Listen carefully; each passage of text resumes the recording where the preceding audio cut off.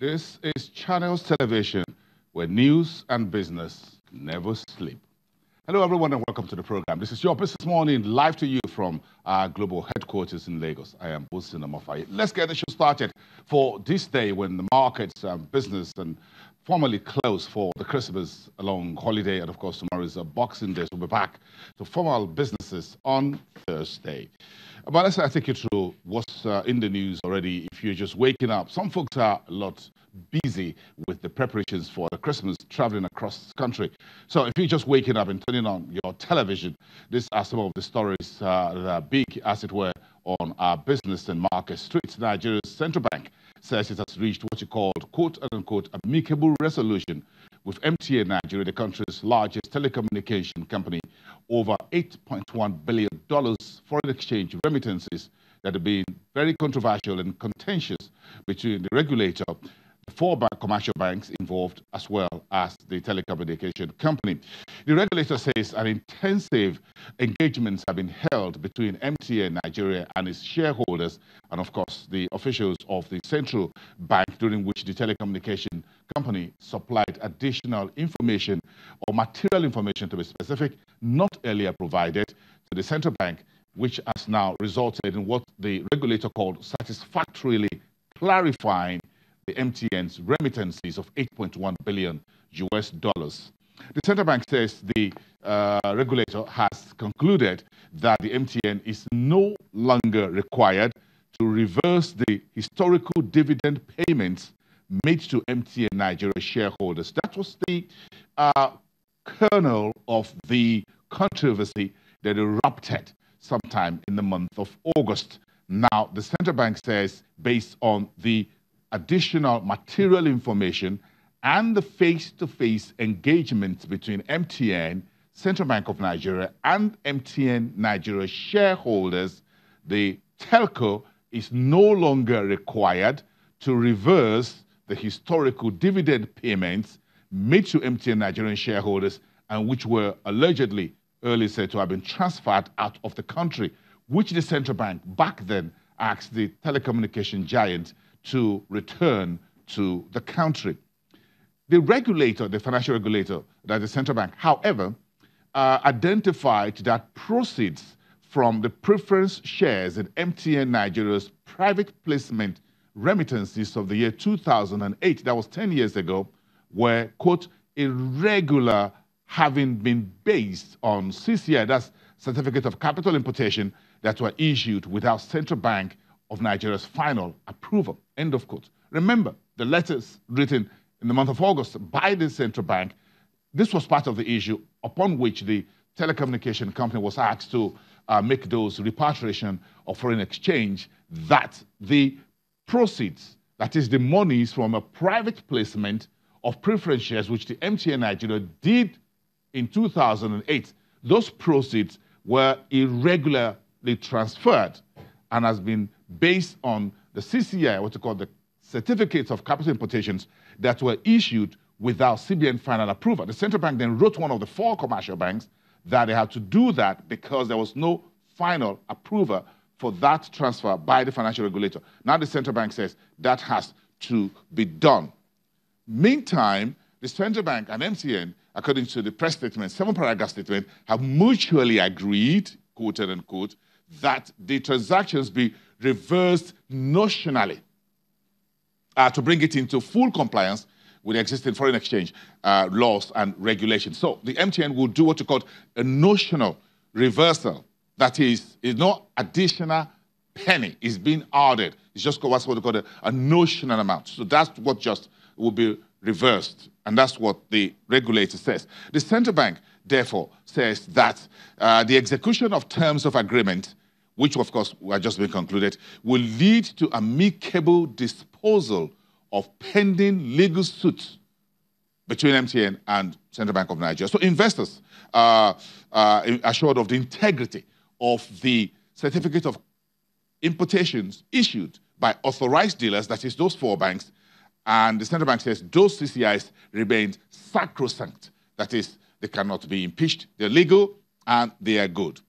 The 7-paragraph statement by the financial regulator, however,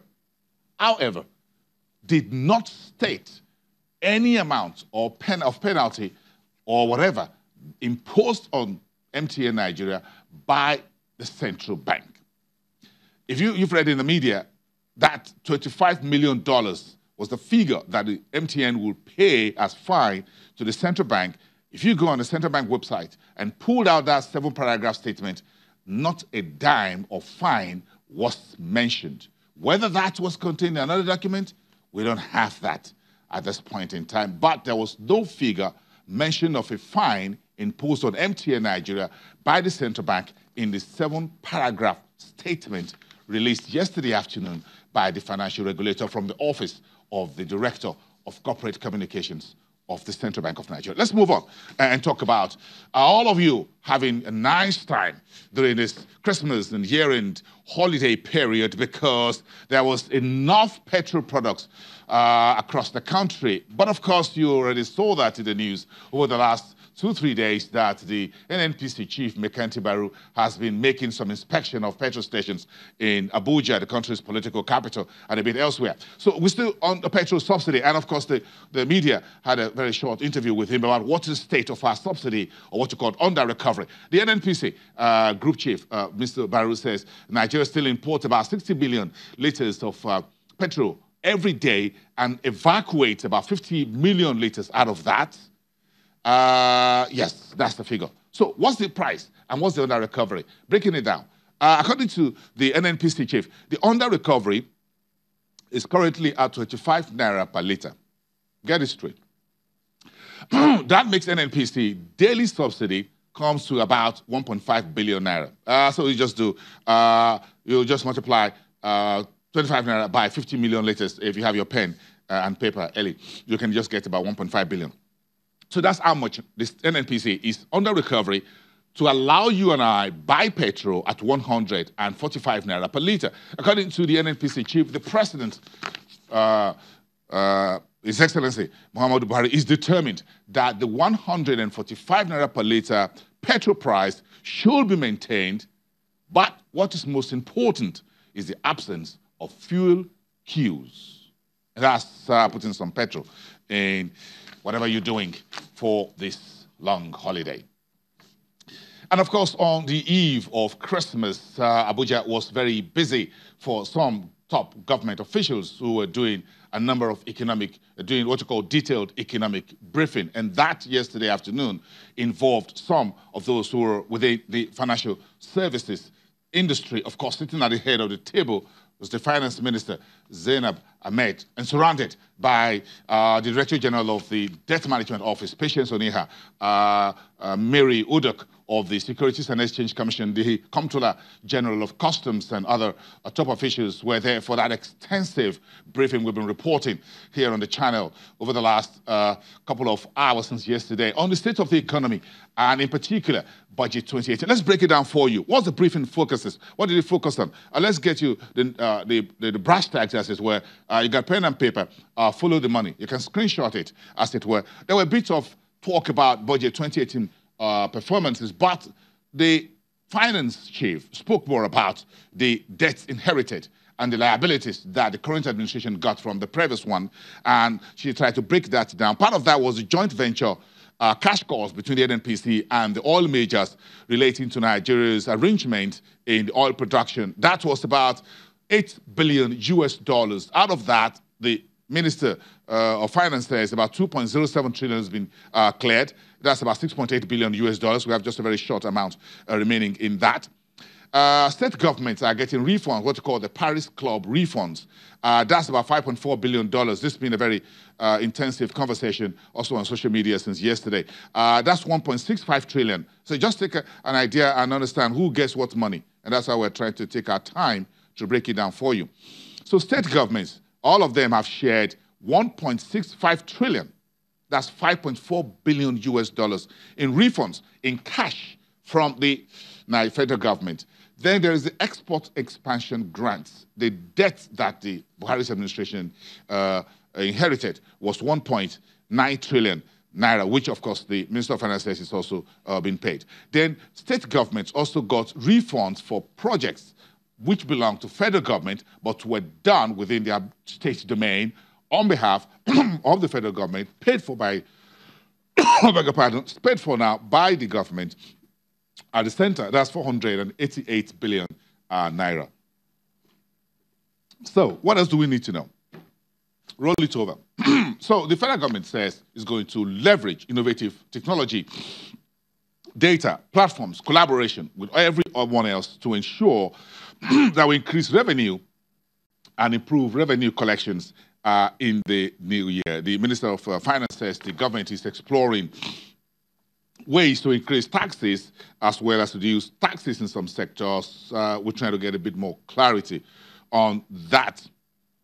That's what she said. What she said for the SMEs is going to be reduction in taxes, but there are special taxes that may be imposed in some other sectors. We wait for all that to be cleared out in the new year. We have a bit more in our news, but of course, the big news yesterday was that while the global stock markets suffered a major shock led by Wall Street, Nigerian stock market finished off in the green. We clawed back nearly 500 billion naira yesterday, and the index was up by almost 4%. Yesterday, we closed the market 12:30 in the afternoon, and of course, that was shorter by about 2 hours to allow everyone go on holiday. Temple Ashaju was well, is our business correspondent. So yesterday, he provided a bit of insight into how we arrived at that very Santa Claus rally on the eve of Christmas for Nigerian market. Take a listen to this report he had with Business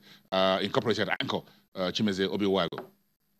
At about November and late November to early December, when we saw a lot of investors that took position, bought huge millions of shares. I know of a couple of investors, retail investors now, that had even had to go and borrow and then to invest in the market because they're usually they're so kind of sure of the kind of returns that they will get when they invest at this point in time.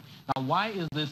Because we know, as we've discussed it several times on this particular show, Chimeze, that if companies really want to close their books positive, they want to settle some of their debts. We know that once it is getting to the late November and of course first to second week of December, a lot of companies really tell you, look, we're closing our books. We need to close positive. We need to end the year positive. We don't want to be too involved in credit. If they have a lot of customers or clients that are owing, they want to quickly deal with all of that and ensure that they recover to close the year positive, except for the ones that are structured to be able to dovetail into the next year. So this is the trend that led to what we're seeing in the market right now. Traditionally, this is what the market is known for. And at this point in time, you will then see a lot of the investors that are taking position way before now, trying to exit the market gradually, except for a few systemic companies or systemic stocks that they may want to leave their portfolio on. Talk about the likes of Diamond Bank, which already has, which is to be acquired or merged with Access Bank, and has its AG, an extraordinary general meeting, scheduled for the 1st of February 2019. So you want to hold such stocks to see how the performance of the markets will help you eventually. Again, they're going to be carrying out a rights issue of 75 billion naira, so they can sort out some of the obligations that company has and settle the debts of the company. So these are sort of the stocks that you will want to hold. Unity Bank also held its AGM sometimes last week. Now you want to hold on to Unity Bank as well because of the systemic position that it holds in the market right now.